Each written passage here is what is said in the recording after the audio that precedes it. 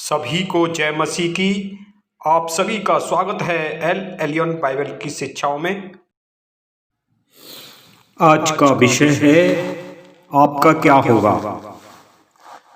क्या आप जानते हैं कि हम अंतिम दिनों में जी रहे हैं और अंत के वक्त उन सभी का क्या होगा जो यहोवा के खिलाफ खड़े होते हैं, और उनका क्या होगा जो परमेश्वर के राज्य उसके हुकूमत के अधीन नहीं रहना चाहते।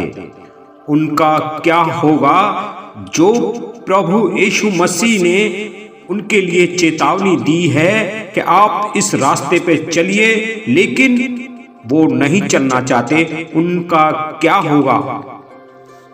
समय कठिन है और समय नजदीक है, क्योंकि ऐसा होना जरूरी है कि अंत के समय में समय जो है वो कठिन हो जाएंगे और कलेश भरे हो जाएंगे। आपका क्या होगा। आप कौन से रास्ते पे जा रहे हैं।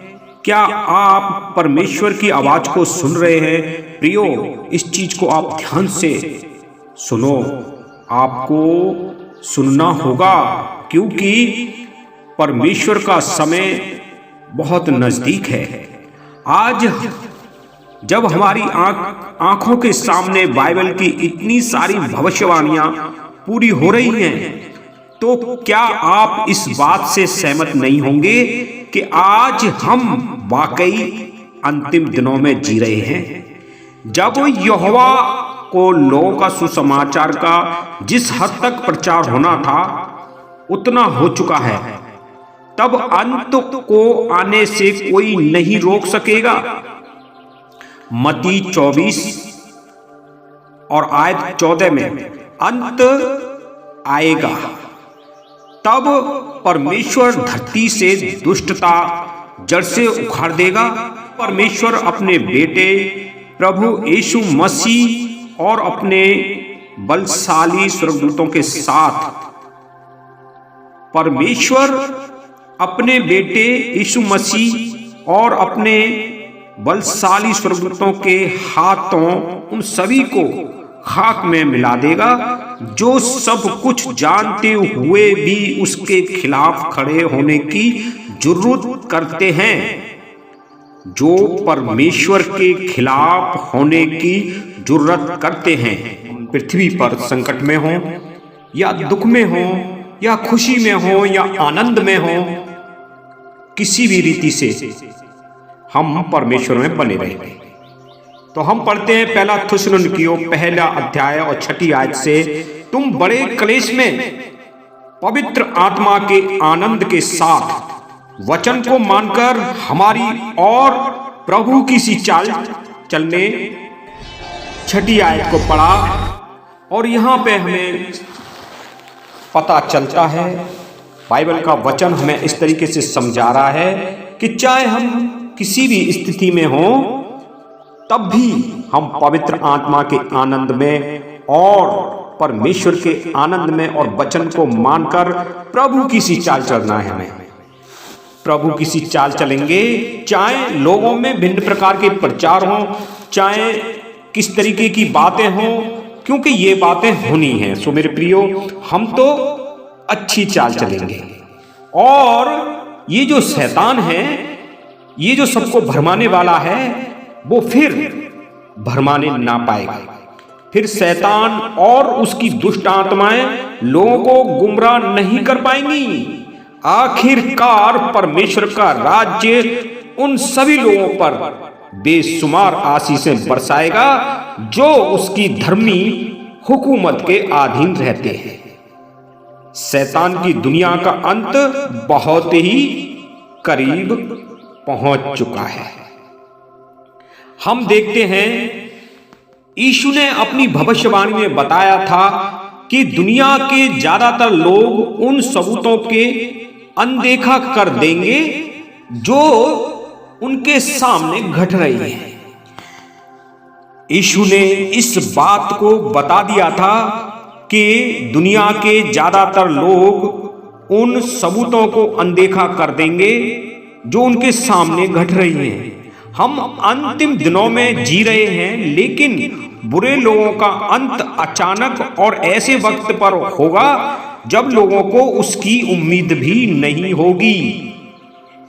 उनके सामने वो अचानक ऐसा दिन, बुरा दिन आ जाएगा जैसे एक चोर आता है, और चोर जब आता है तो वो किसी से कह के नहीं आता है, और वो जब आता है जब सब लोग सो जाते हैं। तो मेरे प्रियो, यीशु मसीह यहाँ पे समझा रहे थे कि आप जागते रहो और वो चोर तुम्हारे अंदर प्रकट ना हो जाए, वो आलस तुम्हारे अंदर प्रकट ना हो जाए। अंत जो है एक लोगों पर उस वक्त आ पड़ेगा जब वो तैयार ना होंगे। चोर जो है वो अचानक आता है और ऐसे वक्त में आता है जब सब सो रहे होते हैं। तो वो जो बुरे लोग हैं, जो कभी सोचते भी नहीं हैं, वो ये सोचते रहते हैं कि सब कुछ ठीक है, हम तो बहुत अच्छा खा पी रहे हैं, बहुत मजे में हैं, और हमारे ऊपर किसी चीज की कमी घटी नहीं है, और हमें किसी चीज की जरूरत नहीं है। आप क्या जानते हो कि वो बुरा दिन उनके ऊपर आ जाएगा। यीशु ने खबरदार किया था, जैसे नूह के दिन थे वैसे ही मनुष्य का पुत्र आ जाएगा। मनुष्य का पुत्र आ जाएगा। जैसे जल प्रलय हो गई थी उसी तरीके से मनुष्य का पुत्र आ जाएगा। क्योंकि अंतिम दिनों में क्या होगा, दूसरा तीमुथियुस अध्याय 3 और आज पहले से हम पढ़ते हैं कि ऐसे ऐसे लोग उठ खड़े होंगे और वो इन कामों में मस्त हो जाएंगे। सो हम पहली आयत से पढ़ते हैं, पर यह जान रख कि अंतिम दिनों में कठिन समय आएंगे। ध्यान रहे कि यदि आपको लग रहा है और आपको महसूस हो रहा है कि हम वास्तव में अंतिम दिनों में जी रहे हैं, बाइबल की अधिकतम भविष्यवाणियां जो हैं वो पूरी हो रही हैं। क्योंकि मनुष्य अपस्वार्थी, लोभी, डींगमार, अभिमानी, निंदक, माता पिता की आज्ञा टालने वाले, कृतघ्न, अपवित्र, दया रहित, क्षमा रहित, दोष लगाने वाले, असंयमी, कठोर, भले के बैरी, विश्वासघाती, ढीठ, घमंडी और परमेश्वर के नहीं वरन सुख विलास के ही चाहने वाले होंगे। वे भक्ति का भेष तो धरेंगे पर उसकी शक्ति को नहीं मानेंगे। ऐसों से परे रहना। आज हम देखते हैं कि अधिकतर लोग, सिर्फ यीशु मसीह के पास कुछ लोगों की बात कर रहा हूं मैं, कि ऐसे लोग भी हैं जो यीशु मसीह के पास इसलिए आते हैं कि मेरी नौकरी लग जाए, मेरी बीमारी ठीक हो जाए, मेरे घर का कलेश ठीक हो जाए और सब कुछ ठीक हो जाए, मेरे बच्चे पढ़ लिख के बड़े बड़े ऑफिसर बन जाएं। वो इस तरीके की चीजों के लिए प्रार्थना कराते रहते हैं और जो प्रभु की जो आज्ञा है उनके ऊपर कभी वो ध्यान नहीं देते। मेरे प्रियो, मैं ये नहीं कह रहा हूं कि आप इन चीजों के लिए प्रार्थना ना कराएं। प्रार्थना कराना, परमेश्वर से आशीष प्राप्त करना, ये अच्छी बात है, लेकिन उस आज्ञा को ना भूलें जो प्रभु ने कहा कि सो नहीं जाना, मतवाले पर नहीं हो जाना। जैसे अभी हम पीछे हम जो पढ़ रहे हैं, ये चीजें हमारे अंदर प्रवेश ना कर जाएं। क्या चीज? क्योंकि अंतिम समय में क्या होगा कि कठिन समय आएंगे और मनुष्य जो है वो अपस्वार्थी हो जाएंगे, लोभी हो जाएंगे, डींगमार, अभिमानी, निंदक, माता पिता की आज्ञा टालने वाले, कृतघ्न और अपवित्र, दया रहित, क्षमा रहित, दोष लगाने वाले, संयमी, कठोर, भले के बैरी, विश्वासघाती, ढीठ और घमंडी हो जाएंगे। वो परमेश्वर के नहीं वरन सुख विलास के भोगी हो जाएंगे। क्योंकि वो सिर्फ परमेश्वर में भी वही चीज ढूंढेंगे कि हमें तो ये सारी चीजें मिल जाएं। सो मेरे प्रियो, आप सावधान रहिए, क्योंकि हम किस तरीके का जीवन जी रहे हैं। क्योंकि अंतिम दिनों में बाइबल कहती है कि अंतिम दिनों में हम आ पहुंचे हैं। हम सोए नहीं, हम जागते रहे। आप कौन सी कलीसियाओं में जा रहे हैं, आप कौन से रास्ते पे जा रहे हैं, इस चीज को देख लो। क्योंकि परमेश्वर ने हमारे सामने दो रास्ते रख दिए हैं। जब हम परमेश्वर ने हमारे सामने दो रास्ते रख दिए हैं। और हम जब उत्पत्ति अध्याय 2 और आयत 9, यहां पे भी परमेश्वर ने हमारे लिए दो रास्ते दे दिए थे। परमेश्वर ने कभी भी हमारे को एक गुलाम नहीं बनाया, एक कठपुतली नहीं बनाया, एक रोबोट नहीं बनाया। हमें अपनी इच्छा दी है चुनने की कि हम किस तरीके से अपना जीवन जिए और किस तरीके से हम चल सकते हैं। हम खुद निर्णय ले सकते हैं और यही परमेश्वर ने हमारे साथ किया। प्रभु ने हमें गुलाम नहीं बनाया या कठपुतली नहीं बनाया या रोबोट नहीं बनाया या अपने हाथ में रिमोट कंट्रोल नहीं रखा है। हमें एक आज़ाद बनाया। प्रभु का हम बारंबार धन्यवाद करते हैं। और उसने खुद हमें निर्णय लेने के लिए बताया कि आप खुद निर्णय ले लो कि आप क्या चाहते हो, जीवन चाहते हो या मृत्यु चाहते हो। अब जब हम यहाँ पे 9वीं आयत को पढ़ते हैं तो यहाँ पे भी परमेश्वर ने हमें दो चीजें दे दी थी। और यहोवा परमेश्वर ने भूमि से सब भांति के वृक्ष जो देखने में मनोहर और जिसके फल खाने में अच्छे हैं उगाए, और बाटका के बीच में जीवन के वृक्ष को और भले या बुरे के ज्ञान के वृक्ष को भी लगाया। परमेश्वर ने उस वक्त भी आज्ञा दे दी थी कि भाई तू सारे फलों को खा सकता है, बेखुटके खा, किसी को भी खा। यहाँ पे जीवन के वृक्ष के विषय में भी लिखा है, अगर जीवन का वृक्ष को अगर खाते हैं तो आप अमर हो जाओगे, कभी नहीं मरोगे।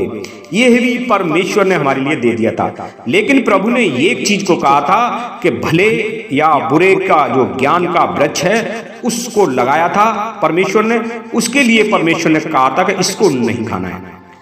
अब प्रभु ने हमें एक आज्ञा दी थी कि इस चीज को नहीं करना है। और आज भी प्रभु कहते हैं कि आप जो है इस कार्य को नहीं करना है। आप कौन से रास्ता को चुनना चाहते हैं? प्रभु ने यहाँ पे दो रास्ते रख दिए थे कि आप अनंत जीवन जीना चाहते हो या मृत्यु का जीवन चाहते हो, और या नरक जाना चाहते हो या स्वर्ग जाना चाहते हो। सो कृपया करके आपने देखा कि आप समझ गए होंगे परमेश्वर ने हमें हमारे हाथ में और निर्णय लेने के लिए बनाया है। सो मेरे प्रियो, आप सबको परमेश्वर आशीष दे, बरकत दे।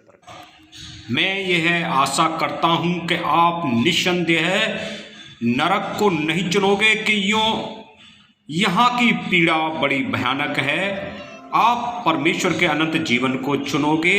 यहाँ पे शांति है, परमेश्वर का आनंद है, परमेश्वर के दूत हैं जो कि हमारी सुरक्षा करते हैं। और यहाँ पे परमेश्वर की महिमा है, जो हम परमेश्वर के सामने रहेंगे और परमेश्वर की महिमा करते रहेंगे और परमेश्वर को धन्यवाद करेंगे और उसकी स्तुति महिमा करेंगे।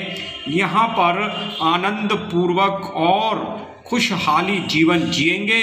मैं आशा करता हूँ कि आप इसी जीवन को मांगेंगे परमेश्वर से और उस जीवन को नहीं मांगेंगे जो नरक की ओर ले जाता है। परमेश्वर आपको आशीष दे और बरकत करे।